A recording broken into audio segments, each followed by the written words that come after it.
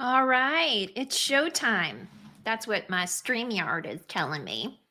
And we are here to get, oh my goodness, the sun just like must have gotten covered up by a big old shadow. So we are here today with the intention of getting the information that I'll be sharing with you and also receiving a frequency upgrade. This is what my spirit team, our spirit team has told me they are going to be offering through these trainings. So I put the banner up to remind me to tell you to make sure you've subscribed to my channel, because when you subscribe, especially if you hit that little bell icon, what's going to happen is as long as you're on YouTube, it's going to give you an alert that I've gone live. So I got a couple of emails from people saying, I can't find the lives. Well, make sure you subscribe and hit the alert, because then you won't need the direct link. It'll just sort of tell you that where I am. Hi, welcome, welcome, welcome. Oh my goodness. I see all you delicious people commenting. Some of my favorite humans here in the group. Yay, yay, yay. And I am now on to tea. I have, this morning I had my coffee, had to cut myself off. I've moved on to some chamomile. Okay, so I love, love, love this training. I've given it actually many, many times, the heart of this training. And always people are amazed at how easy it is to connect to their intuitive voice. But right in the world that we're in, the noise of the ego, the noise that grabs the fear brain and makes it all chatty, is so profound right now that you can find yourself being at war inside yourself, meaning your brain is fighting with your soul, right? There's the what you know in your heart is the next step, and then there's this noise that's telling you you're wrong, and if you follow your soul, you're putting yourself at risk, right? So what we're going to be doing today, okay, I'm going to take this banner down. Just again, a reminder, make sure you have subscribed so that you're aware when I am live and when I put any new content out. If you are just finding me for the first time, one thing I will say, if you're watching this during the month of November, if you're catching this live or during the week that we're doing this, make sure you go back and watch the November predictions video, because it will really help amplify what you're getting out of this week. So if you haven't already done that, please do that. And then just know I do put out a predictions video every month. It's the week before the new month starts. And then right around when the new month starts, there'll be a full moon reading. So you get those every month on this channel. So another good reason to subscribe. Okay, let's jump in.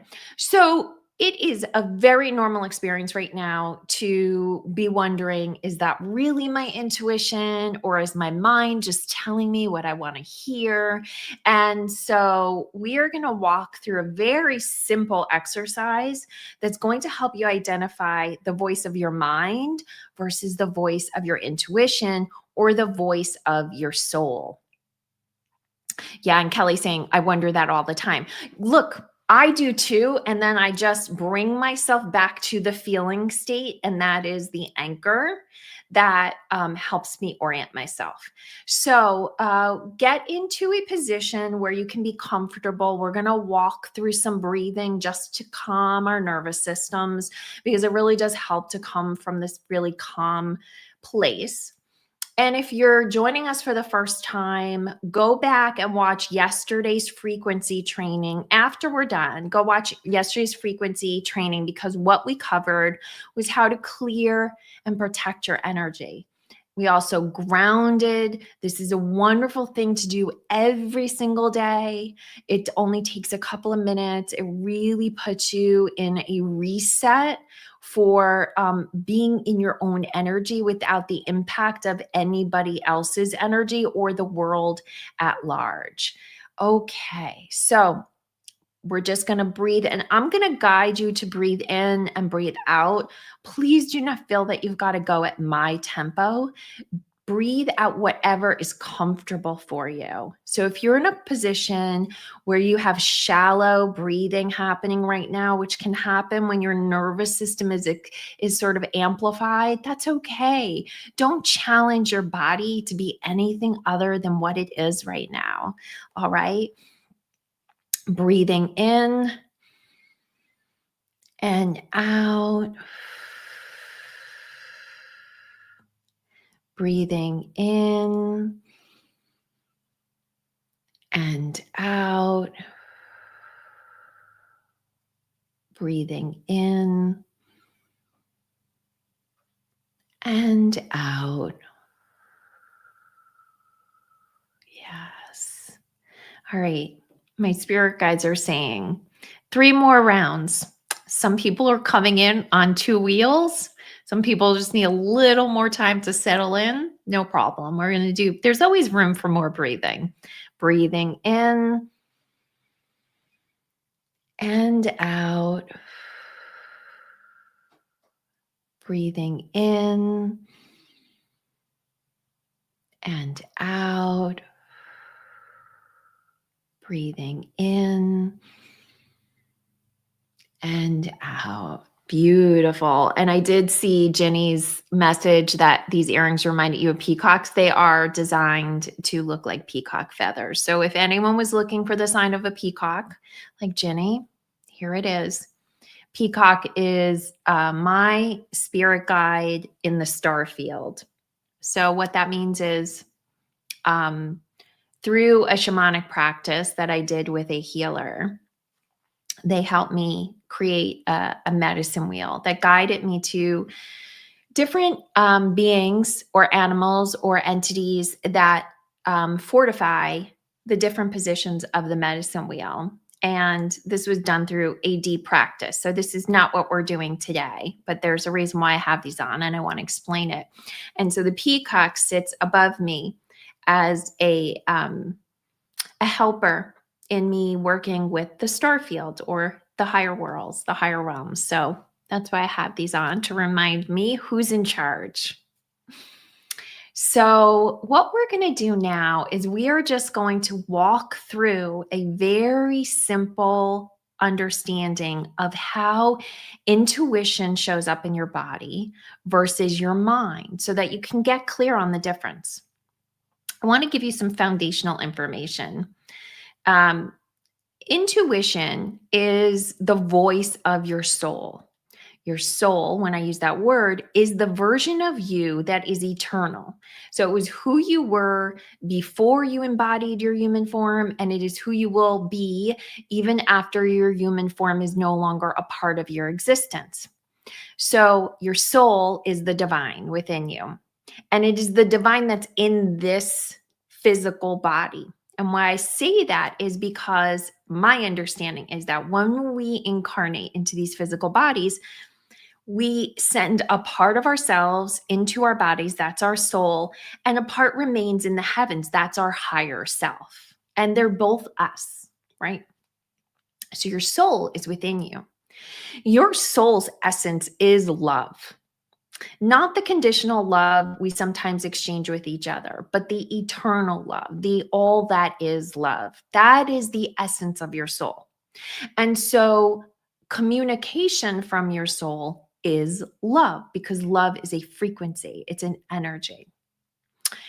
The communication from your mind is much denser. It's a much lower energy vibration. That doesn't mean it's bad. It's just not the frequency of love. There's a lot of good reasons to follow your mind. Let's say you have to get from point A to point B, and to follow a map, your mind is going to make decisions. Mind is not the enemy.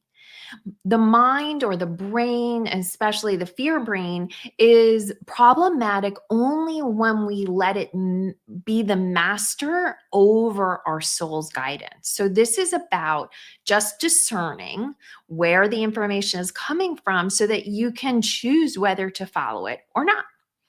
So, in order to do this exercise, you'll need to know or have ready for yourself someone or a being that you love unconditionally. So, um, for me, I have a baby nephew.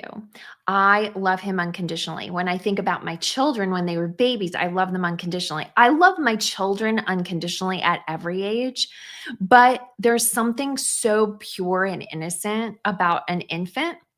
And the key is because they haven't learned how to talk yet, that it's infinite, right? They're unable to present you with a reason to ever feel anything but boundless love.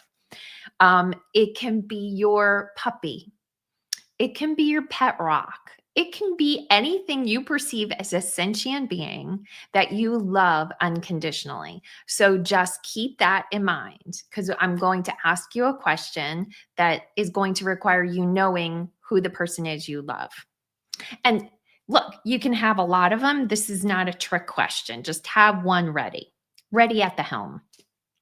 All right. So I'm going to do this exercise 2 times. I'm going to do it the first time, just flow along with it. I'm going to explain what you just learned from the exercise, and then we're going to do it a second time so you can go through it with more awareness. But it's better to have the pure experience first without understanding what's about to happen. All right. So I want you to look down, assuming you have a full sight where you can see what you're wearing. And if you don't, I want you to just think about what you're wearing and look at what you're wearing. And I'm going to ask you a question, and I want you to just allow the answer to pop into your head. What color are you wearing? Okay. Got the message? Got the answer? Okay. Let that go. Now, I'm going to ask you a second question. Think about that person or that animal that you love unconditionally. Do you love them? Do you love them? All right. Now, the answer to what color are you wearing came from your mind. The answer to do you love them came first from your soul, and then it turned into language. So the energy of the answer to the first question is mind energy, and the energy to the second question is intuitive energy. It's soul energy. So we're going to go through it again. And now I want you to notice how the answer to what are you wearing, what color are you wearing feels, and where in your body it appears. And then when I say, do you love that person? I'm going to say person. You can insert whatever sentient being you're choosing. Then I want you to feel how the answer emerges first as a feeling and then turns into language. All right. So we'll do this again. What color are you wearing? And do you love that person? Now, for those of you who are on live, I'd love some comments if this landed for you, if you felt it. What I want you to notice, and I'll do the questions again. What are you wearing? I want you to see how all the energy for that answer came from up here, from your head. Most likely you even felt it like right, I would say up here and above, because that's where that center of the brain that comes with those answers come from. And it immediately came as language, meaning if you looked and you said, what color am I wearing? I'm wearing blue. And I say blue, the blue is immediately in my head. And then, do I love him? Thinking of my nephew. And first, it starts as a warm energy for me, different people feel their intuition in different parts of their body. It starts as a warm feeling in my torso, in my belly, and then it turns into a yes. So what happens is the intuition starts, the love energy starts from your body, and then it moves into your head to create the language of the answer. Yeah, Jerry says the first answer came from your head, the second came from your heart. Kiva, you felt it. Definitely feels different. The first felt like it was around my jaw. Yeah, like speaking. And the second from your solar plexus. I love that. I love that. And then Karen, you said, no, you didn't feel it. So what we're going to do is we're going to just do one other way. It can be challenging sometimes to do this exercise when you're on and engaged in it. So the first thing I'm just going to say is maybe after we're done, step away from this, spend some time in meditation where you really lowered your nervous system to stasis. And what I mean by that is just like a neutral space. Come back and try it again. But there's another way to play around with this.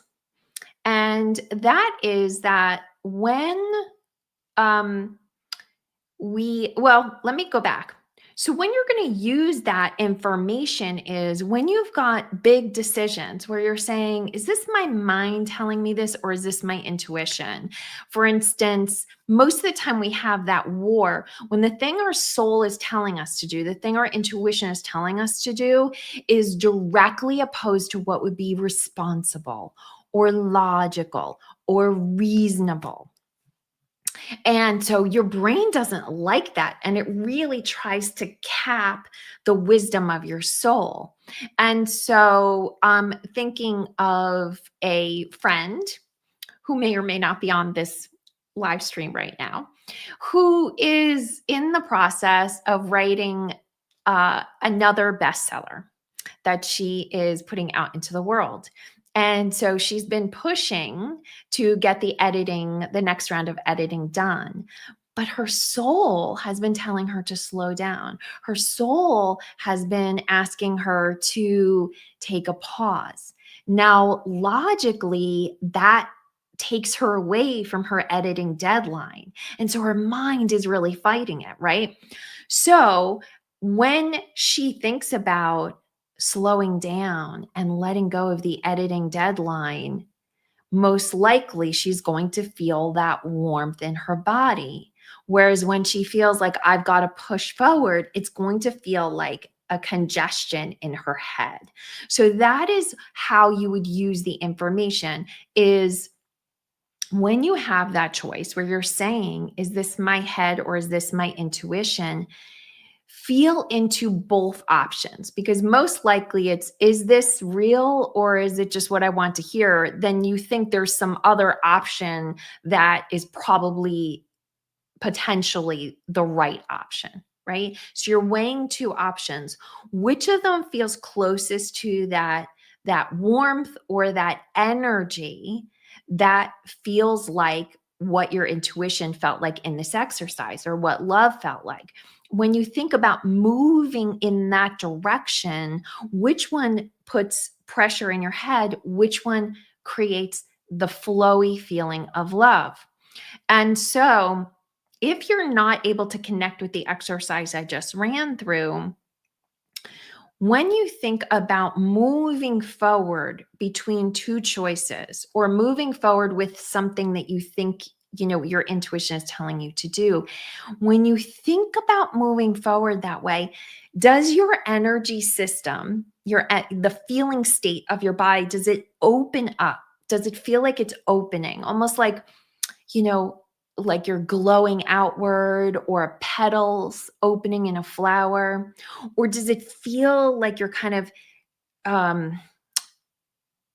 closing in on yourself, or if you feel locked in? That can be the difference between the mind trying to master the soul. Because when your soul is guiding you, as illogical as it feels, it will feel like an opening. It will feel like warmth. And that helps you discern if your soul's telling you to go in a certain direction. Now, here's the thing. Just because you clue in on what your soul is telling you doesn't mean you have to go with what you're getting. Just because your intuition is telling you go in a certain direction, there's going to be times where the amount of courage it takes to follow it is just too much. And then you're in a position to have an active conversation with spirit where you say, I hear this, I feel this. I know you're telling me through my soul to go in this direction, but it's just too scary. Give me some other options, inspire some other options, and then it can show you some new ideas, because by asking for it, then you give spirit and your team and your higher self more room to give you options, right? So, I'm going to look at the comments. Let me know if anyone has questions on this, if this is making sense for everyone. Yes, I felt the difference. Intuition came from my core, my heart, and felt spacious, horizontal. My mind answer was narrow, quick, and language oriented. I feel like all I want to do is completely illogical. Like I'm not doing anything I'm supposed to be doing.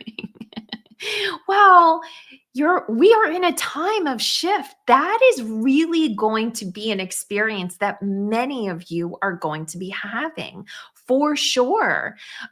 We are in a time where our lives, your life is going to look ridiculously different next year. Now, the reality of your life may look kind of the same, but your relationship to it will be completely different,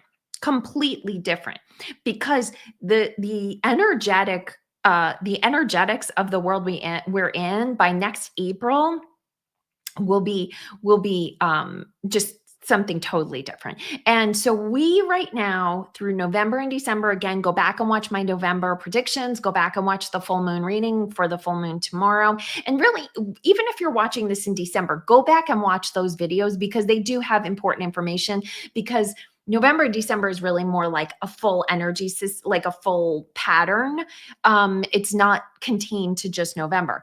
November and December is really about letting go of what you cannot take into 2026, what is not going to serve you. And so everything that's being served up to you right now, even if it feels incredibly painful or difficult or challenging, is there to guide you to some awareness, to some release.